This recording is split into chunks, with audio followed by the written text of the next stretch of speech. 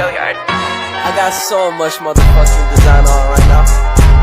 Break it down, bring it back, make it clap. I got 3 old thoughts, new block, wear that thing. Bitches on my line, and you know.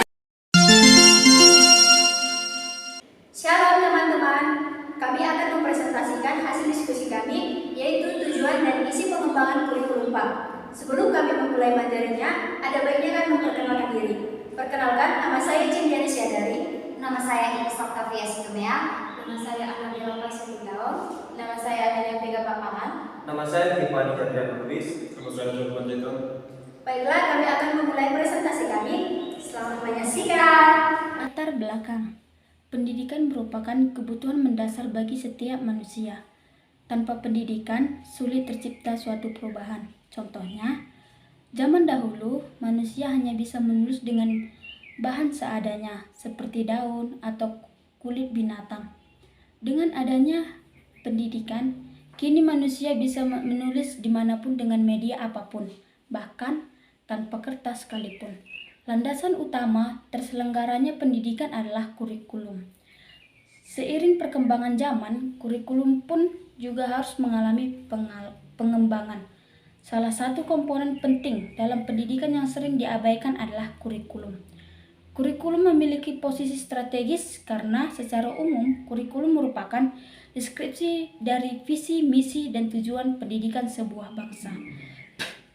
Hal ini sekaligus memposisikan kurikulum sebagai sentral muatan-muatan nilai yang akan ditransformasikan kepada peserta didik. Arah dan tujuan kurikulum pendidikan akan mengalami penggeseran dan perubahan seiringan dengan dinamika perubahan sosial yang disebabkan oleh berbagai faktor, baik internal maupun eksternal, karena sifatnya yang dinamis dalam menyikapi perubahan. Kurikulum mutlak harus fleksibel dan mutualistik.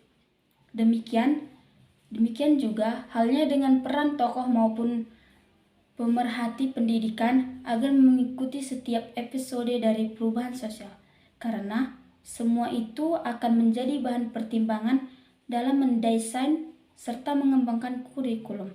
Selain itu, berpartisipasi masyarakat aktif juga sangat diharapkan untuk memberikan sumbangan pemikiran dalam merespons setiap perubahan. Banyak hal yang harus dipertimbangkan dalam pengembangan kurikulum, mulai dari pemahaman teori dan konsep kurikulum, asas-asas kurikulum, macam-macam model konsep kurikulum, anatomi dan desain kurikulum, landasan-landasan pengembangan kurikulum, dan lain-lainnya yang berkaitan dengan proses pengembangan kurikulum. Baiklah, pembahasan yang pertama kita akan membahas tentang tujuan kurikulum secara umum. Menurut Oeman Hamali, tujuan yang masih bersifat umum harus diuraikan lagi ke dalam bentuk sub-tujuan atau sub-goals yang lebih operasional. Untuk itu, pengembangan kurikulum di Indonesia tidak dapat terlepas dari Undang-Undang Pendidikan Nasional Indonesia sebagaimana yang tercantum dalam Undang-Undang Nomor 20 Tahun 2003 tentang Sistem Pendidikan Nasional atau UU Sidiknas. Pasal 3 yang menyebutkan bahwa pendidikan nasional berfungsi mengembangkan kemampuan dan membentuk watak serta peradaban bangsa yang bermanfaat dalam rangkaian mendasarkan kehidupan bangsa yang bertujuan untuk pertimbangan potensi peserta didik agar menjadi manusia yang beriman dan bertakwa kepada Tuhan Yang Maha Esa, berakhlak mulia, sehat, cakap, kreatif, mandiri, dan menjadi warga negara yang dimana harus bertanggung jawab. Tujuan pengembangan kurikulum harus memperhatikan tujuan institusional atau tujuan lembaga, tujuan kurikulum, dan tujuan instruksional. Baiklah, saya akan melanjutkan bagian isi pengembangan kurikulum. Pengembangan kurikulum adalah proses perencanaan dan penyusunan kurikulum oleh pengembangan kurikulum dan kegiatan yang dilakukan agar kurikulum yang dihasilkan dapat menjadi bahan ajar dan acuan yang digunakan untuk mencapai tujuan secara nasional. Dalam pengembangan isi kurikulum, ada beberapa faktor yang perlu diperhatikan, yaitu ruang lingkup, urutan, penempatan bahan, dan bentuk organisasi isi. Langkah-langkah pengembangan isi kurikulum adalah salah satunya yang pertama, identifikasi kebutuhan. 2. Merumuskan misi kurikulum. 3. Menentukan anggaran biaya. Yang keempat, membentuk tim pengembang. Yang kelima, menyusun ruang lingkup dan urutan bahan. Yang keenam, menganalisa bahan. Yang ketujuh, menilai bahan. Yang kedelapan, mengadopsi bahan. Dan yang terakhir, mendistribusikan menggunakan dan mengawasi penggunaan bahan. Selanjutnya kita akan membahas tentang tujuan pengembangan kurikulum pendidikan agama Kristen. Komponen dasar yang sangat memengaruhi keseluruhan proses belajar mengajar adalah tujuan kurikulum. Menurut Nana Xiaodi Sukmadinata dijelaskan bahwa tujuan kurikulum dirumuskan berdasarkan dua hal. Yang pertama, perkembangan tuntutan, kebutuhan dan kondisi masyarakat. Yang kedua, didasari oleh pemikiran-pemikiran dan terarah pada pencapaian nilai filosofis, terutama falsafah negara. Tujuan kurikulum disusun berdasarkan tujuan pendidikan nasional yang bersifat jangka panjang dan sebagai gambaran ideal pendidikan bangsa Indonesia. Setelah itu, tujuan kurikulum dihubungkan dengan tujuan institusional, yakni sasaran pendidikan sesuatu lembaga pendidikan. Kemudian, tujuan kurikuler sebagai sasaran yang ingin dicapai oleh suatu program studi. Dan tujuan instruksional yang menjadi target pencapaian oleh suatu negara sebagai mata pelajaran. Tujuan instruksional ini meliputi aspek kognitif, afektif, dan psikomotorik sebagai sasaran yang diarahkan dalam kegiatan belajar mengajar di dalam kelas. Tujuan kurikulum PAK dalam komponen ini diarahkan pada perumusan tujuan instruksional PAK yang didasari oleh pendidikan agama Kristen. Agus F. Tahyong yang disunting oleh Winata Sairin menyatakan bahwa pendidikan Kristen di dalam upayanya mengembangkan manusia yang berkualitas sebagai yang diharapkan pada tujuan pendidikan nasional, terutama memberikan pelayanan pendidikan kepada peserta didik dalam upaya mencapai kepribadian secara utuh berdasarkan sikap dan perilaku dalam rangka menyempurnakan manusia Indonesia seutuhnya. Hal ini senada dengan definisi pendidikan agama Kristen yang diungkapkan oleh W. Gulo, yakni pendidikan yang bersumber dan berpusat pada firman Allah yang tertulis pada Alkitab Perjanjian Lama dan Perjanjian Baru.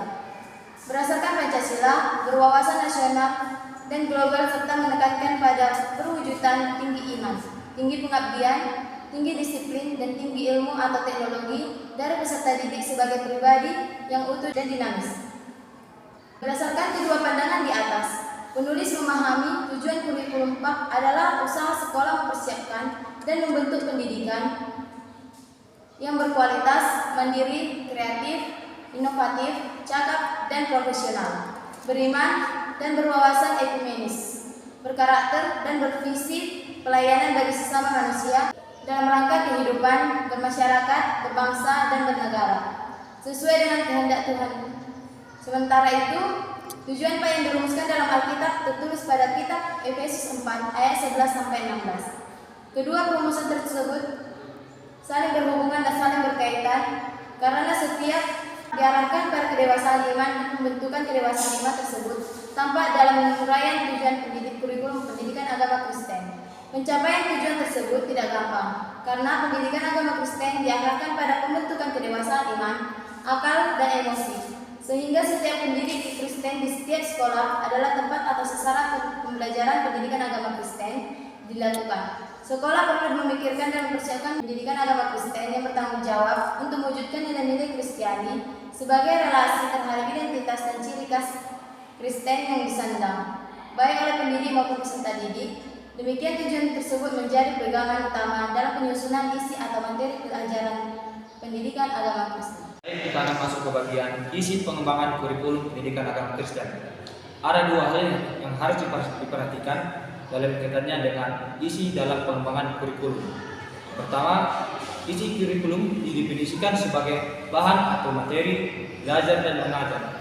Bahan ini tidak hanya berisikan informasi faktual, tetapi juga mencakup pengetahuan, keterampilan, konsep, sikap, dan nilai. Beberapa ahli yakin bahwa beberapa isi mempunyai nilai intrinsik yang dapat dipelajari demi kepentingan sendiri.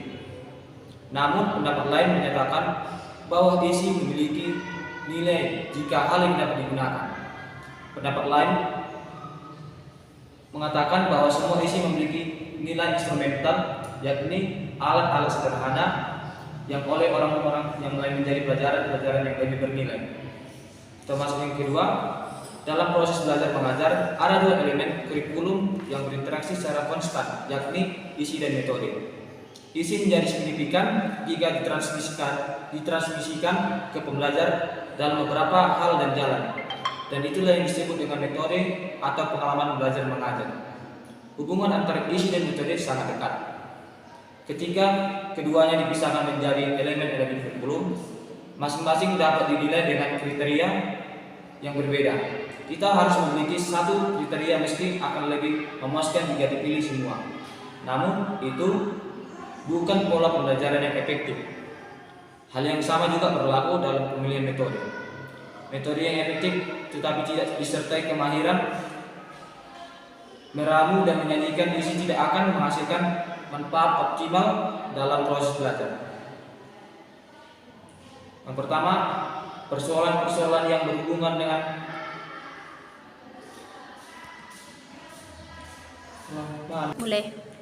Baik, kita masuk ke bagian persoalan-persoalan yang berhubungan dengan penyelesaian isi atau bahan. Penyeleksian ini menurut mata pelajaran tertentu telah menjadi prosedur tradisional. Akan tetapi, akumulasi pengetahuan dan perluasan jumlah waktu pelajaran secara konsekuen lebih menekankan para integrasi dan dalam ciptakan suatu perubahan yang jauh dari prosedur ini. Ada dua hal yang juga membuat keraguan akan validitas penyeleksian ini dalam mata pelajaran tradisional, yakni yang pertama, berbagai definisi mata pelajaran yang penting. Yang kedua, hubungan antar mata pelajaran di sekolah dan cara pengetahuan tersebut diklasifikasikan Brunner atau dalam Abdullah Idi tahun 2007 berpendapat bahwa pengajaran kurikulum baru berhubungan dengan cara memberikan pengetahuan kepada anak didik tentang struktur fundamental dari mata pelajaran-pelajaran yang dipilih. Bagi Brunner, struktur ini mencakup segala prinsip dan organisasi yang terdiri atas jumlah mata pelajaran tertentu. Dengan demikian, anak didik mampu memiliki struktur dari suatu mata pelajaran. Menurut Brunner, dalam mempelajari struktur, anak didik juga akan mempelajari bagaimana sesuatu itu dihubungkan. Contoh yang paling jelas adalah mempelajari bahasa. Ketika seorang anak mempelajari struktur bahasa sebuah kalimat, dia akan mendapatkan banyak kalimat lain yang bisa mencakup isi dan model struktur kalimat asalnya. Karena itu, gaya atau tugas para pengembangan kurikulum terutama dalam seleksi isi adalah mengidentifikasi struktur dasar dari berbagai bidang pengetahuan dan memberikan isi yang tepat sehingga anak didik mampu mempelajari struktur-struktur itu dengan baik. Peters berpendapat bahwa pendidikan merupakan proses mengantarkan dan mengarahkan anak didik pada pengetahuan yang relevan. Anak didik secara bertahap harus menjalani prosedur pendefinisian suatu mata pelajaran agar bisa suatu mata pelajaran sebelum menginjak pada isi yang menjadi titik tolak antara pendidik dan anak didik. Anak didik dibawa pada aktivitas-aktivitas model tingkah laku dan pikiran yang memiliki standar yang memungkinkan mereka bisa bertindak dan berpikir dengan beragam tingkat keterampilan, relevansi, dan selera. Secara tradisional, isi telah diseleksi dalam bentuk mata pelajaran. Bahaya utamanya adalah bahwa mata pelajaran yang bersifat tradisional mungkin memiliki rahasianya sendiri, dengan disiplin mental yang tampaknya tidak mengindahkan metode-metode yang digunakan. Seperti ada pendapat menganjurkan bahwa pendidikan merupakan penguasaan atau materi atau isi. Mengaplikasikan kriteria isi pengajaran mata pengajaran merupakan sebuah kebutuhan. Aplikasi dalam suatu kurikulum itu datang dari berbagai bidang atau area yang didasarkan pada perbedaan sumber, dari tingkatan opini yang subjektif sampai penuntun. Kebutuhan yang objektif. Masalah yang berhubungan dengan akumulasi pengetahuan dan teknologi serta pengembangan tujuan pendidikan adalah semakin banyaknya isi yang akan ditambahkan dengan kurikulum. Ketika menyeleksi isi pengajaran, isi bagi anak didik telah diketahui sebagai pertumbuhan yang utama. Para pengembangan memiliki beberapa masalah dalam menyeleksi isi. Dalam kaitannya dengan hal tersebut, para pengembangan kurikulum perlu yang pertama mengadopsi prosedur rasional dalam memilih isi. Yang kedua, menentukan isi atau bahan apa yang diketahui anak didik. Yang ketiga, memutuskan apakah isi ditambahkan ataukah prinsip-prinsip baru yang ditentukan untuk dimasukkan sebagai isi atau bahan dalam kurikulum. Yang keempat, mengetahui keseimbangan antara penguasaan bahan atau isi pelajaran dan pentingnya suatu proses. Yang terakhir, menentukan tingkatan isi atau bahan yang diajarkan dalam mata pelajaran tradisional. Saya akan menjelaskan yang nomor yang kedua, kriteria penyeleksian isi atau bahan. Dalam menyeleksi isi atau bahan kurikulum, pengembang kurikulum perlu memperhatikan berbagai kriteria. Beberapa kriteria dalam memilih atau menentukan isi bahan kurikulum. Yang pertama, validitas. Isi dinyatakan valid ketika otentik. Kriteria validitas ini menerapkan isi dan metode dalam satu cara. Isi dipertimbangkan valid jika menunjukkan hasil lulusan anak didik yang sesuai dengan tujuan yang diterapkan. Isi mungkin menjadi pertimbangan utama dalam proses pengembangan kurikulum dan ia mungkin diseleksi tanpa sumber untuk memprioritaskan tujuan-tujuan tersebut. Yang kedua, signifikansi. Isi merupakan fundament bagi setiap mata pelajaran atau bidang studi. Kriteria signifikansi berlaku untuk fakta-fakta, ide utama, konsep, dan prinsip yang menjadi isi suatu mata pelajaran. Basis terbaik dalam mempelajari suatu mata pelajaran adalah dengan mengevaluasi sejumlah ide utama atau konsep dengan menggunakan fakta-fakta yang ada dalam mata pelajaran. Dengan demikian, kriteria signifikansi terkait dengan penentuan keseimbangan antara ide-ide dan fakta-fakta dalam suatu mata pelajaran dengan tujuan untuk mencapai keluasan dan kedalaman isi. Yang ketiga, sesuai dengan minat peserta didik. Minat anak didik merupakan salah satu pertimbangan dalam seleksi isi.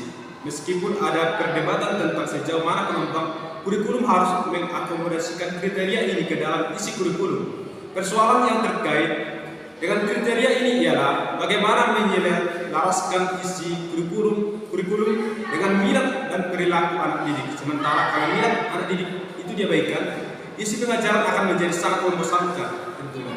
Sehingga hasil belajar kurang memuaskan. Permasalahan yang muncul terbentang di antara dua hal yang berlawanan itu. Yang keempat, dapat dimanfaatkan untuk kegiatan pembelajaran atau learnability.